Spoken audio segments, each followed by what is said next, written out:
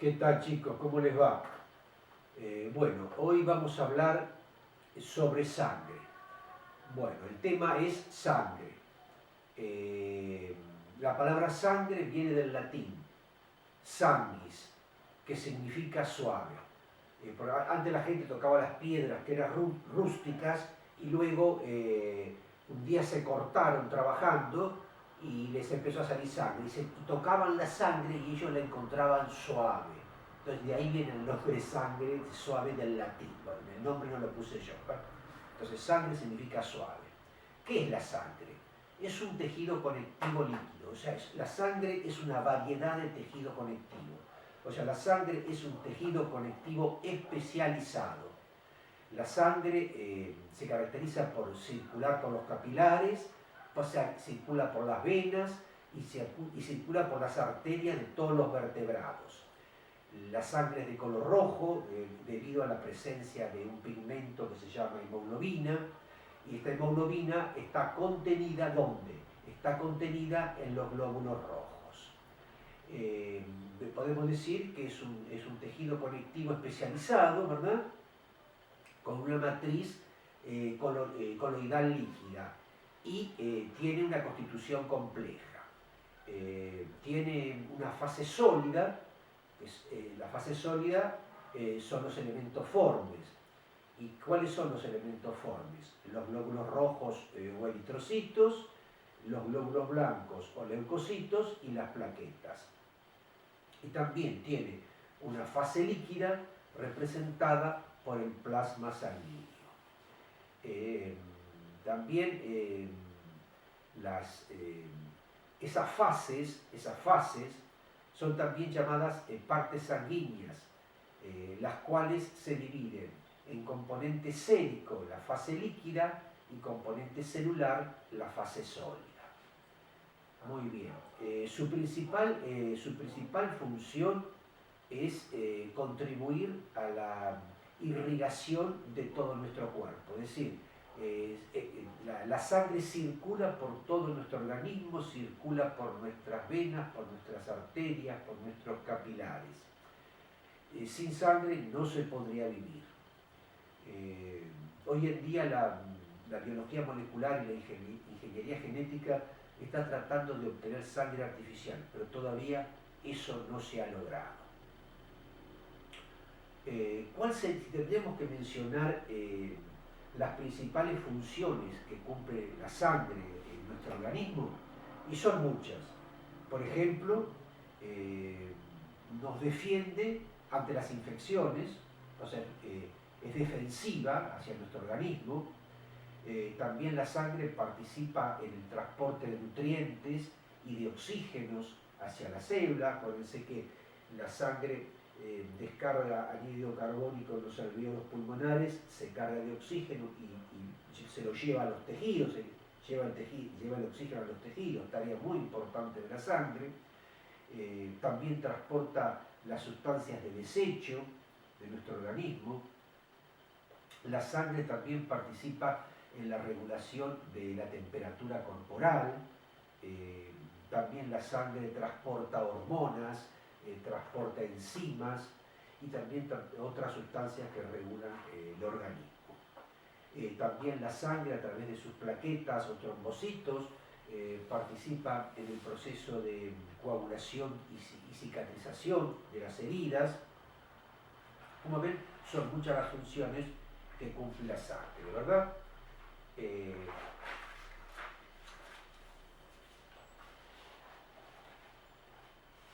Vamos a hablar un poquito de la composición de la sangre.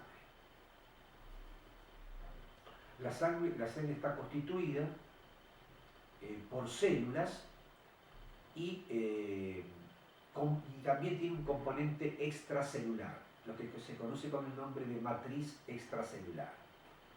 Entonces, ¿cómo está formado esto? Bueno, los elementos formes, también llamados elementos figurados, son elementos semisólidos, es decir, mitad líquidos y mitad sólidos, y son particulados con forma de corpúsculos, representados por células y componentes derivados de las células.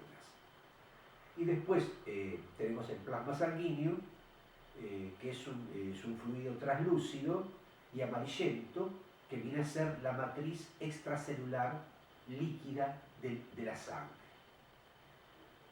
Los elementos formen las células sanguíneas son los glóbulos rojos y los glóbulos blancos. En realidad, células sanguíneas propiamente dichas desde el punto de vista histológico son los glóbulos blancos, porque tienen núcleo y citoplasma. Los glóbulos rojos carecen de núcleo, serían pseudocélulas, pero se lo pone como célula sanguínea por lo importante y fundamental del papel que cumple los glóbulos rojos en nuestro organismo. Es decir, si los glóbulos rojos no descargarían anhídrido carbónico y no transportaran oxígeno, sin oxígeno no se puede vivir, ¿no? O sea, no quiero desmerecer al glóbulo rojo. Y también contiene plaquetas, que son pedacitos de citoplasma, son fragmentos citoplasmáticos. Y también está el plasma sanguíneo. El plasma sanguíneo es la parte líquida de la sangre, es la matriz extracelular de la sangre, ¿verdad? Y tiene un componente proteico, ese plasma sanguíneo está formado por proteínas, que es producido en el hígado. La producción de plasma se efectúa en el hígado. Y dentro de las proteínas está la albúmina, que es la proteína más abundante del organismo, y también hay globulinas. Y también están los factores, en el plasma sanguíneo están los factores de la coagulación, que también la inmensa mayoría se sintetiza en el hígado. En el plasma sanguíneo también hay hormonas que producen las glándulas endócrinas, por supuesto, la cantidad de agua que hay en el plasma sanguíneo es mantenida por el riñón y por el tubo digestivo. Además, el plasma sanguíneo contiene sustancias inorgánicas, como por ejemplo gases como oxígeno, anhídrido carbónico, dióxido de carbono, nitrógeno. Contiene sales, cloruro de sodio, cloruro de potasio, contiene minerales, calcio, fósforo, vitaminas y también desechos metabólicos. Entonces, ¿cuál es la diferencia entre el plasma sanguíneo y el suero sanguíneo? Esa es una pregunta que siempre se hace. La diferencia es la siguiente. Si nosotros queremos obtener plasma sanguíneo, ponemos en un tubo una gotita de anticoagulante, sangre del paciente, homogeneizamos. Entonces, el anticoagulante impide la coagulación de la sangre. Entonces, luego centrifugamos y en la parte superior del tubo tenemos el plasma sanguíneo. En cambio, si yo quiero obtener suero sanguíneo, pongo sangre directamente en el tubo y no agrego ningún anticoagulante. Entonces la sangre se va a desencadenar el proceso de la coagulación, la sangre va a coagular. Entonces yo centrifugo los dos tubos, es decir, el tubo donde puse anticoagulante y el tubo que no puse anticoagulante, en los dos voy a tener a simple vista un líquido de color amarillento, pero el primero es plasma sanguíneo y el segundo es suero sanguíneo. ¿Cuál es la diferencia entre los dos? La diferencia está que en el proceso de coagulación hay una proteína que se llama fibrinógeno que pasa a fibrina, ¿verdad? Entonces, el plasma sanguíneo, además de tener todo lo que yo dije, tiene fibrinógeno. Y el suero sanguíneo, además de tener lo mismo que el plasma, carece de fibrinógeno. O sea que el suero sanguíneo carece de fibrinógeno. Muy bien.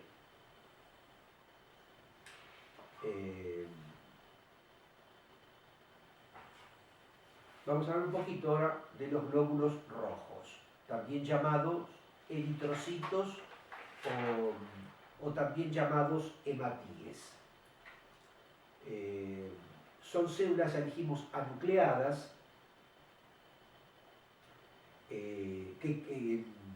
son anucleadas, poseen forma de disco bicóncavo, aproximadamente 7 micromicrones es su medida. También hay glóbulos rojos más pequeños, que se llaman microcitos, cuando es menos de 7 micromicrones, y cuando es más de 7 se llaman macrocitos, o sea, hay glóbulos rojos normales de 7 micromicrones y hay menores, microcitos y macrocitos. Y si son glóbulos rojos muy grandes, más de 12 micromicrones, se llaman megalocitos. Los glóbulos rojos o eritrocitos, bueno, eritro es rojo, por supuesto, eritro es rojo.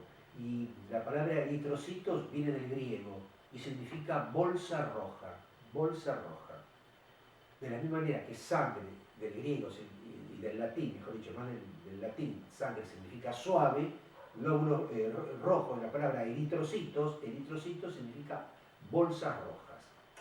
Bueno, dijimos discos bicóncavos, hay glóbulos rojos normocíticos, microcíticos, macrocíticos y megalocíticos. Ustedes cuando observan glóbulos rojos de distinto tamaño, eso se llama anisocitosis. Entonces ustedes van a informar, se observa anisocitosis en la muestra del paciente con predominio de microcitos o macrocitos. Por supuesto hay muchísimas patologías de los glóbulos rojos, cualquier cantidad. Yo no estoy nombrando algunas solamente, las más comunes. ¿Cuál es la vida media del glóbulo rojo? 30 días. Antes se decía que era 100, 120 días. No, no es así. Algunos llegan a los 100, 120 días, pero el promedio de vida de los glóbulos rojos es 30 días. Por supuesto, en su interior tienen la hemoglobina que es tan importante para el organismo, que en base al tenor de hemoglobina definimos si un paciente está anémico o no está anémico, y la hemoglobina es la que actúa como un trencito, lleva anhídrido carbónico a los alvéolos pulmonares, descarga ese anhídrido carbónico y se carga de oxígeno, y luego lleva ese oxígeno a los tejidos. Bueno, la hemoglobina es una proteína fundamental en nuestro organismo, ¿verdad? Para que haga esa tarea. También tenemos que hablar de que los glóbulos rojos inmaduros se llaman reticulocitos. Cuando una persona cursa con un proceso de anemia, el organismo la médula, que es la fábrica principal, se ve obligada a alargar al torrente sanguíneo glóbulos rojos inmaduros, o sea, largas células que no alcanzan a madurar, no alcanzan a llegar al torrente sanguíneo como glóbulos rojos maduros. Entonces salen los reticulocitos. Si no, en condiciones normales, nosotros que no estamos anémicos tendremos que tener de 0, 0,1, 0,2, 0,5 hasta un 1% de reticulocitos, no más en condiciones normales. Recuerden que los glóbulos rojos de los mamíferos carecen de núcleo. En cambio, las aves tienen núcleo. Bueno, vamos a hablar un poquito de los leucocitos. Leucocitos o también llamados glóbulos blancos. Los glóbulos blancos cumplen un papel muy importante, pero muy importante en la defensa de nuestro organismo, ¿verdad? Y los clasificamos en dos grandes grupos, granulocíticos y no granulocíticos, según tengan granulaciones en su citoplasma o si no las tienen. La vida media de los granulocitos oscila más o menos 12 a 72 horas y miden más o menos entre 10 y 12 micrómetros.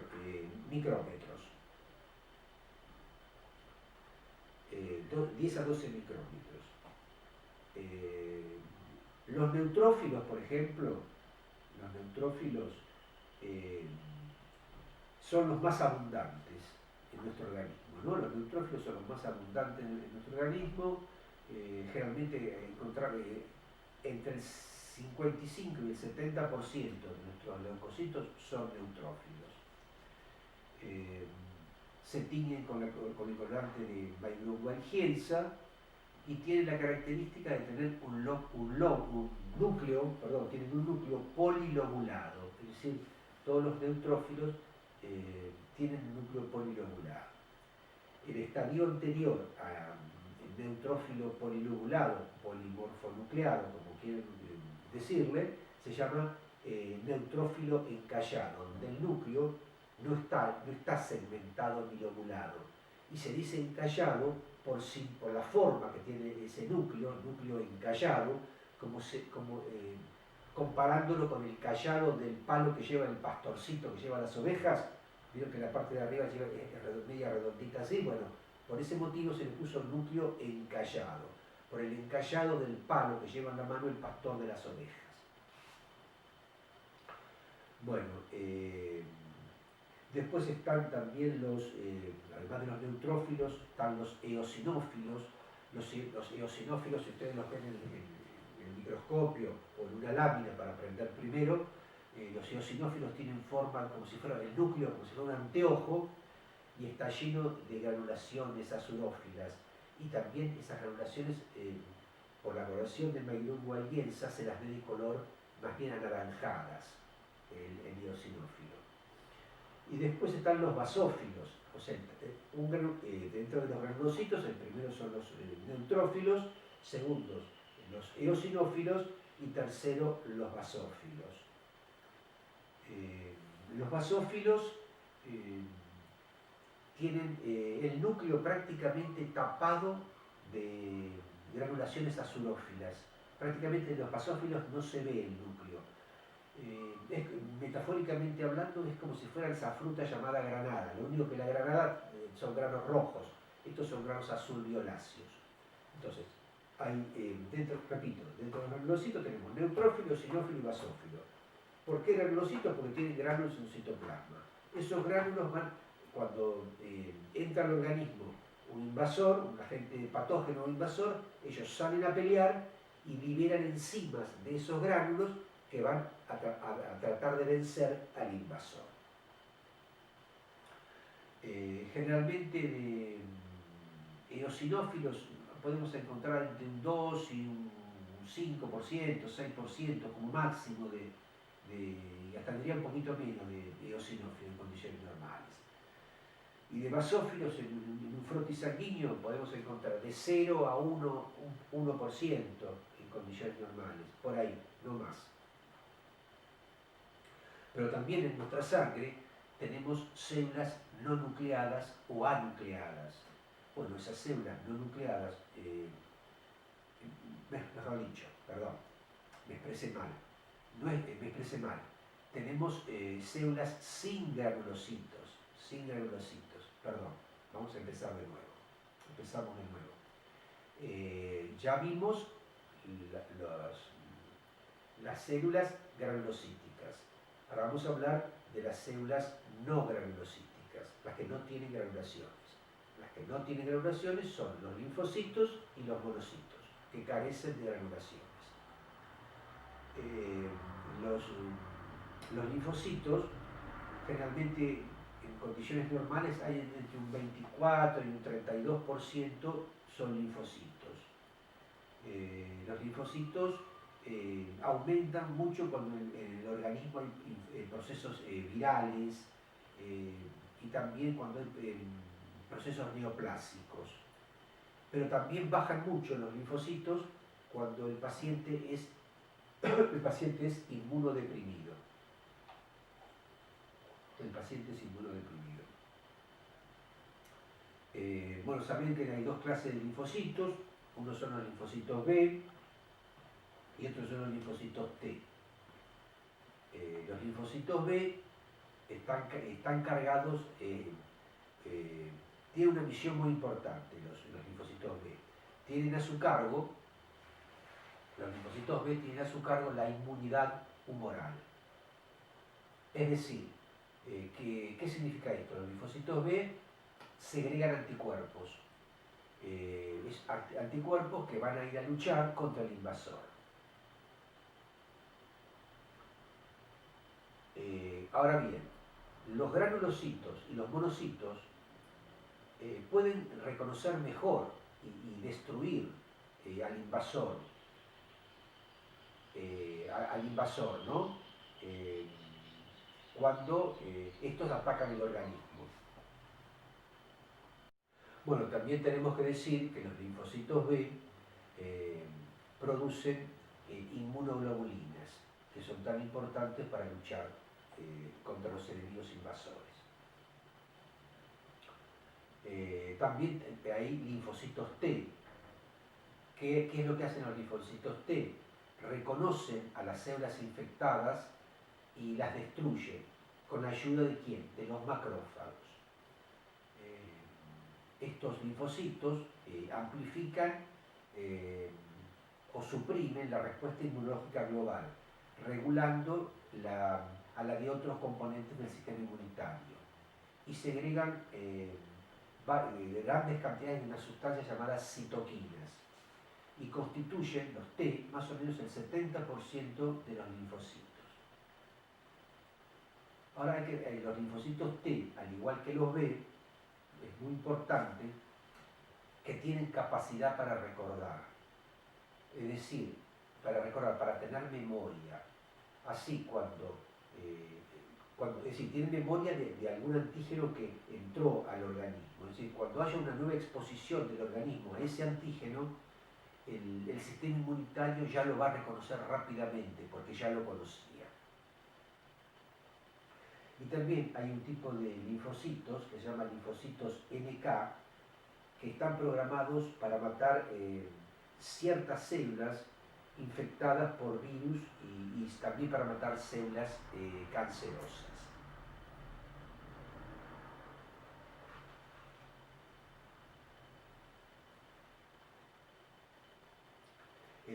Los monocitos son células sanguíneas grandes, miden más o menos unos 18 micrómetros.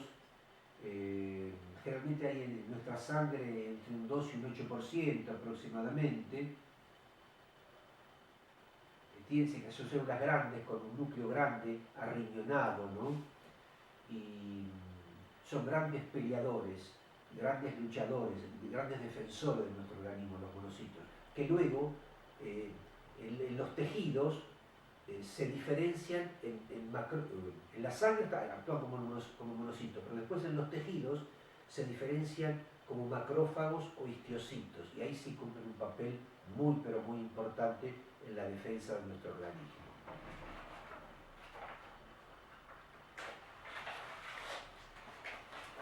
Bueno, vamos a redondear un poquito todo lo que hemos dicho hasta ahora de la célula sanguínea. Entonces,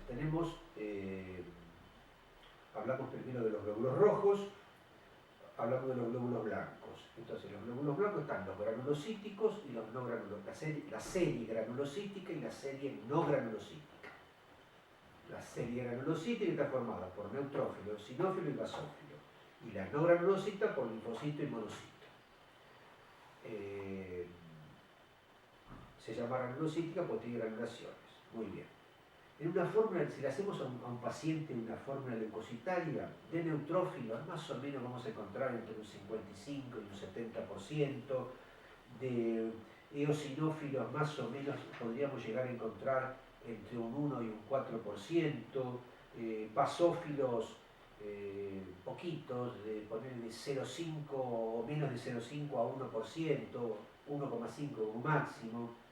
Linfocitos de 30 a 35% más o menos, y monocitos de 3 a 8 o 9 monocitos. Estamos hablando en condiciones normales, no en condiciones patológicas. Y también no me tengo que olvidar de los trombocitos, que también se llaman comúnmente plaquetas, que son fragmentos citoplasmáticos, son anucleados, tienen una membrana que los delimita, y provienen de una célula grandota llamada megacariocitos, que luego se transforman en megacarioblasto, estalla el megacarioblasto, y esos pedacitos de citoplasma son los que van a cumplir la función tan importante de intervenir en el proceso de coagulación de la sangre. Muy bien. Cuando disminuye el número de plaquetas se llama trombocitopenia, y cuando aumenta, trombocitosis. Bien, no me quiero olvidar de nada, hay unas cositas más que tenemos.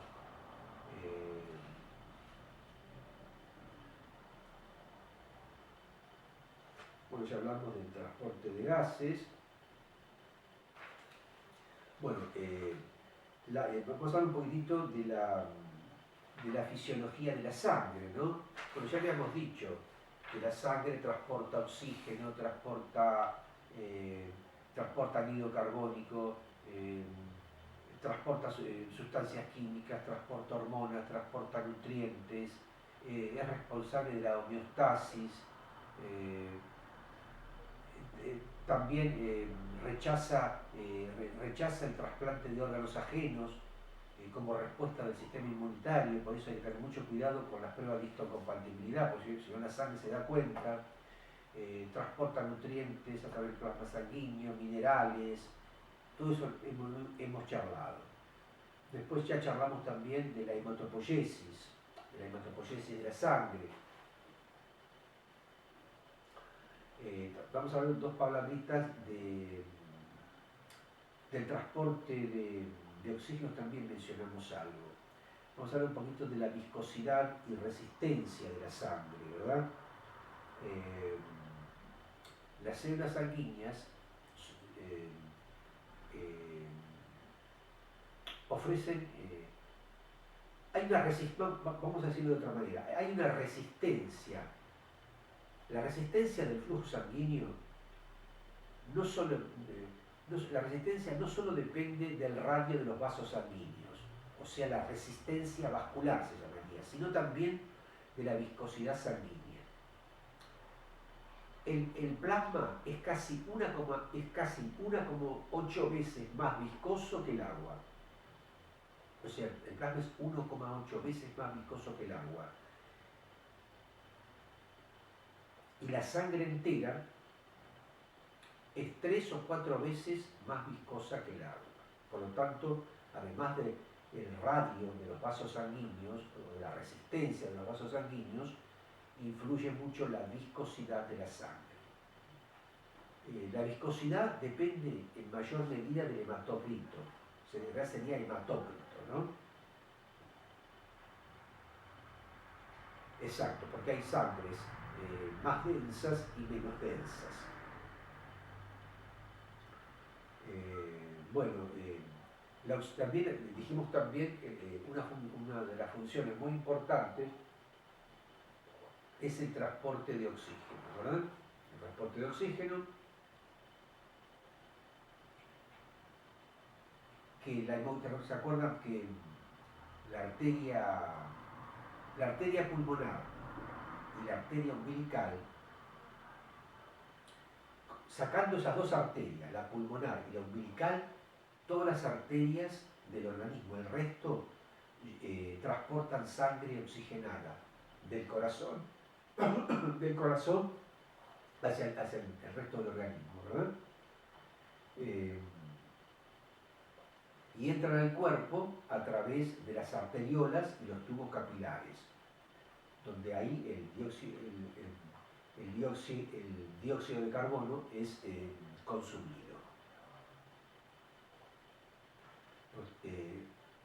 Luego, las venas transportan la sangre rica en anhídrido carbónico al corazón. Es decir, vamos a redondear. La sangre venosa, la sangre rica en anhídrido carbónico, la sangre venosa rica en anhídrido carbónico, llega a los pulmones y en los alvéolos descarga el CO2. Esa sangre se carga de oxígeno 2, ¿verdad? Y todas las arterias, con excepción de la pulmonar y la umbilical, ¿qué hacen? Transportan esa sangre oxigenada desde el corazón hacia el resto del cuerpo. Lo hacen a través de las arteriolas y los tubos capilares. Y eso es un ciclo permanente, ¿verdad? El transporte de oxígeno. Bueno, vamos a dar dos palabritas de la circulación de la sangre. Con respecto a la circulación de la sangre, tenemos que decir que a través de las arterias circulan. Las arterias están hechas de 3 capas de tejido. Uno muscular, uno muscular en el medio y una capa interna de tejido epitelial. Hay capilares sanguíneos que están embebidos en los tejidos, permitiendo además el intercambio de gases dentro del tejido. Los capilares sanguíneos son delgados, son flexibles, frágiles y también el corazón también es un órgano musculoso que lo que hace es bombear la sangre, como el motorcito. Y también tenemos las venas que transportan sangre a más baja presión que las arterias. ¿Por qué? Cuando las arterias transportan la sangre, lo hacen a mucha presión. Recordemos que la sangre arterial es roja, rojo clarita, roja. ¿Por qué? Porque es rica en oxígeno. En cambio, la sangre venosa es oscura porque es pobre en oxígeno y es rica en anhídrido carbónico. Bueno, yo recién les hablé de los glóbulos rojos, de los glóbulos blancos, de las plaquetas. Y hay un montón de enfermedades relacionadas con los glóbulos rojos, blancos y plaquetas. Generalmente decimos que los glóbulos rojos, el ser humano tiene aproximadamente el hombre entre 4 millones y medio y 5 millones y medio, 6 millones de glóbulos rojos por milímetro cúbico. La mujer un poco menos, entre 4 millones 200 y 5 millones aproximadamente de glóbulos rojos por milímetro cúbico. Y en cuanto a la hemoglobina, el hombre tiene en condiciones normales de 13 gramos por ciento hacia arriba y la mujer tiene de condiciones normales de 12 gramos por ciento hacia arriba.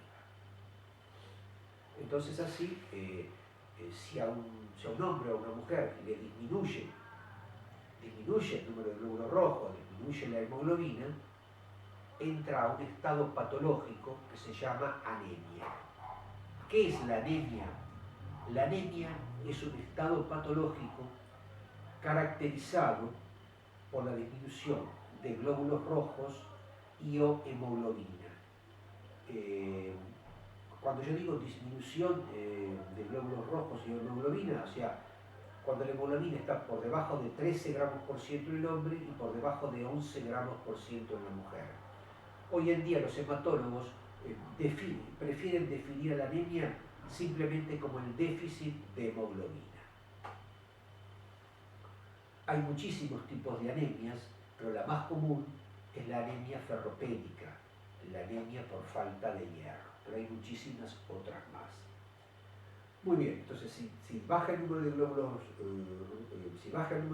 rojos y plaquetas, nos vamos hacia la anemia, pero si sube el número de glóbulos rojos y plaquetas por encima de lo normal, nos vamos hacia una enfermedad que se llama poliglobulia, muchos glóbulos.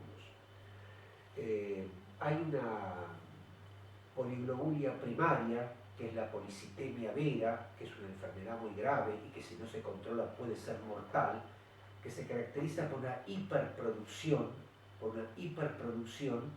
de células sanguíneas por parte de la médula. Y una persona con policitemia vera puede llegar a tener hasta 12 millones de glóbulos rojos, ¿verdad? Y hay que controlarla, porque si no el motorcito de la fábrica, que es la médula ósea, se agota. Y después hay otra poliglobulia, que la podemos llamar secundaria o fisiológica, que por ejemplo es la poliglobulia de altura. Cuando nosotros vamos al altiplano, nos falta el oxígeno, nos falta el aire. Claro, porque acuérdense que los glóbulos rojos son los que transportan el oxígeno. Tenemos que estar por lo menos 30 días para que nuestro organismo aumente la cantidad de glóbulos rojos donde tengamos más oxígeno. Esa es la poliglobulia de altura. Pero también está la poliglobulia de la obesidad extrema. También hay una poliglobulia hereditaria o genética. Hay familias de poliglobúlicos, son todos sanos, pero son todos poliglobúlicos.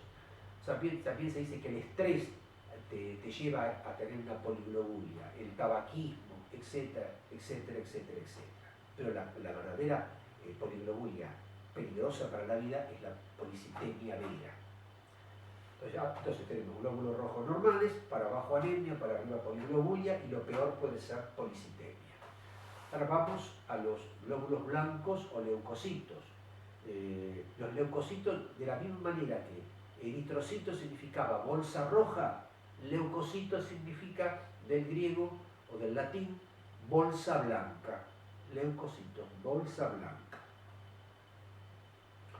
Bueno, cuando a un paciente le disminuye el número de glóbulos blancos se llama leucopenia. Y cuando el paciente le aumenta el número de glóbulos blancos se llama leucocitosis.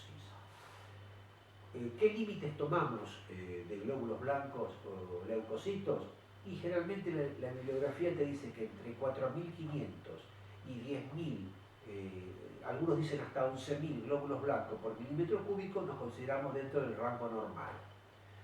Ahora, cuando nos vamos de 11.000 para arriba, hablamos de leucocitosis, o sea, de aumento en el número de leucocitos.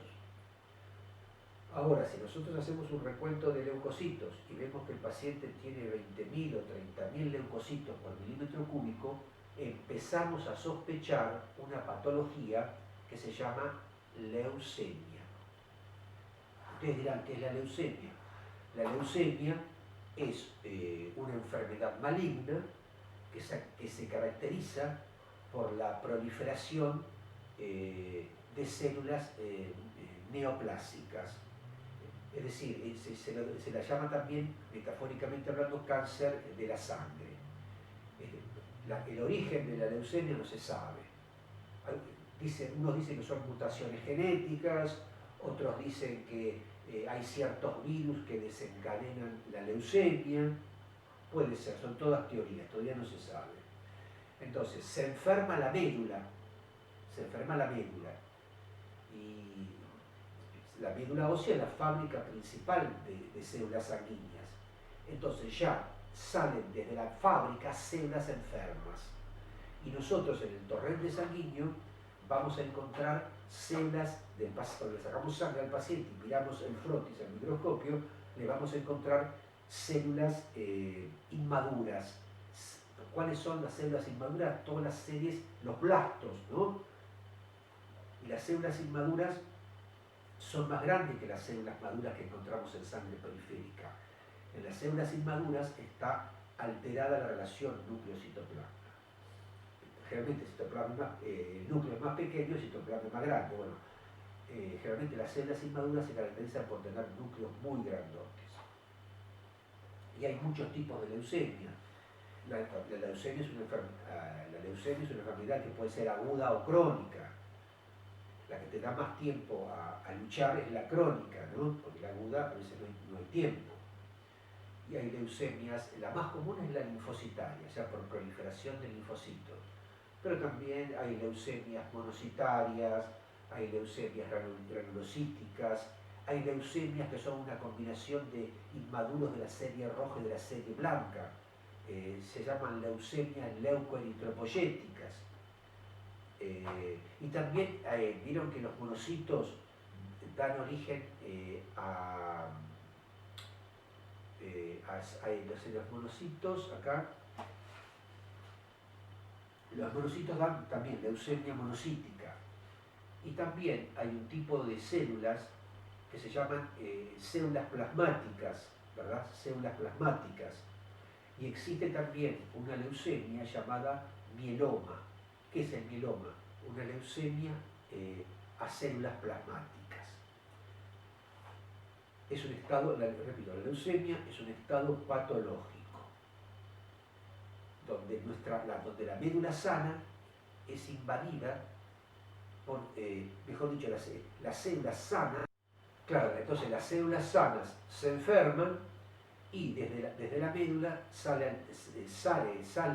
elimina células ya enfermas también, para la redundancia, y por supuesto que las células que van a salir al torrente sanguíneo y que van a recorrer todo el organismo son células que lo van a llevar a ese individuo inexorablemente a la muerte si no se trata con quimioterapia, con radioterapia o con el famoso trasplante de médula que mencionamos en clases pasadas, ¿no? Le sacan a un donante compatible, le hacen una punción medular, le inyectan al enfermo de leucemia esas células stem cells sanas, y esas células por el torrente sanguíneo van a los centros donde hay médula ósea, se adhieren a la parte externa y ahí empiezan a multiplicarse, empieza a crecer tejido sano. Y con eso muchas veces se ha logrado salvar la vida de los pacientes. Bueno, y otro componente de la sangre son las plaquetas o trombocitos. Cuando disminuye el número de plaquetas, hablamos de trombocitopenia. Y cuando aumenta el número de plaquetas, hablamos de trombocitosis, ¿verdad? Si una persona tiene plaquetas muy bajas, el riesgo son las hemorragias, ¿verdad? Si una persona tiene plaquetas muy altas o trombocitos muy altos, ¿cuál es el riesgo? El riesgo sería que haga trombos o coágulos que pueden ir al cerebro o al corazón y provocar la muerte. La cantidad de plaquetas normales que tenemos que tener en nuestro organismo más o menos oscila entre 150.000 y 450.000 plaquetas por milímetro cúbico. Entonces,